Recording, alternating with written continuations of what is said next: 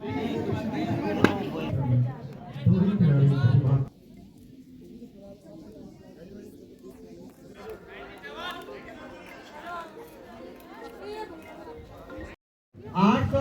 के अतिरिक्त प्रत्येक बच्चा वाले अभिनय समिति के पास।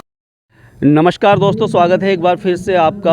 और जैसा आपको मैंने कहा है कि अंतर महाविद्यालय एथलेटिक्स कंपटीशन कोटद्वार के शशिधर भट्ट राजकीय स्पोर्ट्स स्टेडियम में खेला जा रहा है और 15 से 16 जो महाविद्यालय इसमें पार्टिसिपेट कर रहे हैं। और देख ही रहे हैं, एक बालिका मेरे साथ हैं और जो कि दिव्यांग हैं। आइए उनसे बात कर लेते हैं और जो उनके जज्बा है उसको दिखाने का एक छोटा सा प्रयास मेरा भी आपके साथ है। बेटे, क्या नाम है आपका? भारती अग्रवाल। कौन से कॉलेज से हैं आप? SLT PG girls inter college, Roorkee. Yes. अच्छा, आज यहाँ पार्टिसिपेट आपने करना है? Yes sir. अच्छा, कब से कौन सा गेम है आपका? शॉर्ट पुट और डिस्कस थ्रो। शॉर्ट पुट और discus throw. Yes sir. Shot put क्या होता है? वो जो गोला होता है? Yes sir. वो कितना वजन कितना होता है उसका? 4-5 kg। 4.5 kilo yes sir. उसका वजन होता है। Yes sir. और आप उसको आपने फेंकना है? Yes sir. और दूसरा क्या बताया आपने? Discus throw. डिस्कस थ्रो, उसका कितना होता है वेट? 1 kg। उसका 1 kg। Yes sir. तो आपकी हाइट वाइट तो बड़ी कम लग रही है। सर मेरा जज्बा ज़्यादा है, लेकिन मैं अपने शॉर्ट पुट की जो प्रैक्टिस है और डिस्कस की जो प्रैक्टिस है वो ज़्यादा वेट से करता हूँ। मेरा शॉर्ट पुट 5 kg का है, मेरा डिस्कस 2.5 kg का है। इस हिसाब से मैं अपनी प्रैक्टिस करता हूँ जिससे कि ज़्यादा गिरे वो। जैसे सचिन तेंदुलकर थे, वो भारी बल्ले से खेलते Yes, थे। छोटी उम्र की हाइट उनकी कम थी और भारी बल्ले से खेलते थे। Yes, sir, तो उन्हीं को बिल्कुल। कहीं ना कहीं आपने आदर्श बना के, आप 4.5 किलो का है लेकिन आप 5 किलो के उससे करती हैं प्रैक्टिस। यस सर, बिल्कुल। और आप दिव्यांग हैं, कभी ये आड़े नहीं आया आपके? मतलब आपको कभी सोचा ही नहीं कि मैं दिव्यांग हूँ। मैंने यही सोचा हमेशा कि ये कमी तो है ही मेरी, लेकिन मैं इस कमी को कमी क्यों मानूं? जब मेरे अंदर है ये कमी, तो उस कमी को कमी क्यों मानूं मैं? मेरे घर वालों ने मुझे बहुत सपोर्ट करा है इस चीज़ के लिए। अच्छा, उन्होंने पेरेंट्स ने बहुत सपोर्ट कभी किया? मना नहीं करा मुझे। मेरे चचा हैं रविंद्र कुमार अग्रवाल, वो GPS उसमें नंबर 14 में प्रिंसिपल हैं। सबसे ज़्यादा उन्हें मोटिवेशन देते हैं मुझे, क्योंकि वो भी दिव्यांग हैं। तो मुझे सबसे ज़्यादा मोटिवेशन, सबसे ज़्यादा ज्ञान वही देता है। और माँ बाप? मेरे पापा बेसम डिग्री कॉलेज में 4th क्लास कर्मचारी हैं, तो मैं चाहता हूँ कि उनका नाम बढ़े, इसलिए मैं स्पोर्ट्स से अपना नाम बनाना चाहता हूँ, जिससे कि मेरे पापा का नाम मेरे साथ जुड़े। और मेरे चाचा मेरी मोटिवेशन है बहुत ज़्यादा। मैं चाहता हूँ उनके चेहरे पे इंस्माइल हो, जिससे कि मेरे को बहुत खुशी होती है। अच्छा, जो कोचेज हैं आपके, वो कितना इंस्पायर करते हैं आपको? सर मेरे को जो कोच है वो कोई नहीं करता। मेरे जो छोटे वाले चाचा हैं वो मेरे कोच ही हैं। वो मेरे को मेरी गलतियां बताते हैं, मैं उससे अपनी गलती सुधारता हूँ। मेरे चाचा मेरे को रोज़ शाम को 6 बजे, जब भी उन्हें टाइम मिलता है, मैं लगभग 7 से 6 बजे प्रैक्टिस करता हूँ। उसी समय होता है मेरा प्रैक्टिस करने का। रात को 6-7 बजे? हाँ सर। अच्छा, रोज घर में करते हैं या सर मेरे घर के पास बेसम डिग्री कॉलेज का एक वो है बहुत बड़ा ग्राउंड, मैं वहीं प्रैक्टिस करता हूँ अपनी। और इसके साथ साथ मैं जिम भी करता हूँ। मेरे चाचा ने मुझे बोला है कि तू जिम करती रहे, तेरा थ्रो अपना आप ही बढ़ेगा, इसलिए।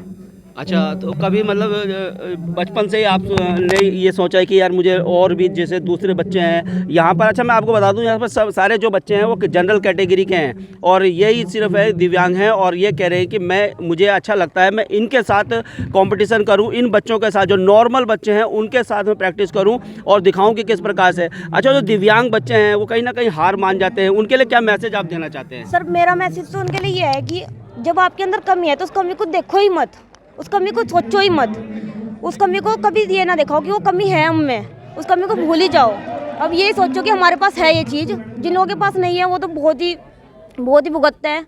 मैं तो चाहता हूँ कि इन लोगों को इतनी मोटिवेशन मिले कि ये खेल सके, कि नॉर्मल बच्चों के साथ उन्हें खेलने की एनर्जी मिले। क्योंकि सब लोग हार जाते हैं कि हमारा पैर नहीं है, हमारा हाथ नहीं है, और वो लोग हार मान जाते हैं। वो बहुत बुरी चीज़ होती है, मुझे बहुत बुरा लगता है कई बार जब मैंने देखा है। क्योंकि मैं विकलांग जब खेलने के लिए जाता हूँ गेम, तो उसमें सब लोग होते हैं, अलग अलग एज के होते हैं। जब मैं पहली बार गया था वहाँ पे, मुझे बहुत डर लग रहा था कि वहाँ पे पता नहीं कैसे कैसे होंगे।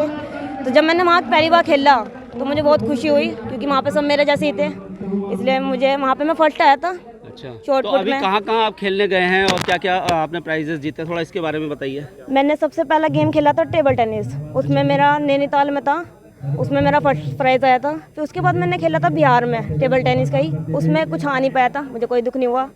उसके बाद मैंने कल स्कूल से 9th क्लास से ही मैंने शॉर्ट पुट की प्रैक्टिस करना शुरू कर दिया था। अच्छा, 9th क्लास से स्टार्ट कर दिया आपने? हाँ, 9th क्लास से स्टार्ट कर दिया था शॉर्ट पुट की प्रैक्टिस। अच्छा। फिर मेरे को उसकी मोटिवेशन मैंने लेता रहा। मेरे एक सर हैं, वो हैं सचिन सर, जो मेरे को प्रैक्टिस करवाते थे। उनका नाम सचिन सर है, वो आनंद स्वरूप से करवाते थे प्रैक्टिस। तो उन्होंने मुझे प्रैक्टिस दी और उनके भरोसे मैं यहाँ तक आया हूँ। उसके बाद मैंने यहाँ से LT कॉलेज से अपना पहला गेम खेला था, वहाँ पे महाकुंभ, उसमें देहरादून में सबसे पहले वहाँ खेला था। उसके बाद वहाँ से आया हूँ मैं, वहाँ से भी फर्स्ट था मेरा, डिस्कस में थर्ड था, और वहाँ पे मेरे चाचा मुझे ले गए थे। तो आगे क्या सपना क्या है?